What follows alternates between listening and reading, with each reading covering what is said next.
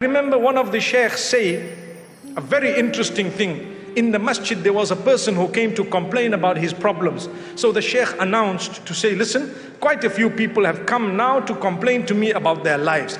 I'd like each one of you tomorrow to bring a piece of paper and write on it 10 of the main problems you have in your life. The next day when they all brought their papers, how many people were in the masjid, I put all those papers into one little, like a hat, and he says, a box.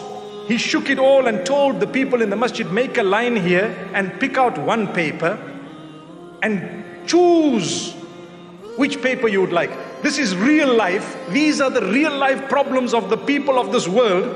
You are not happy with yours, so pick out someone else's life and live it. He says, everyone picked up one, says, no, not this one. Picked up the other one, not this one. Okay, ooh, whoa, not this one at all. This one here, no, where is my paper? Let me take it back.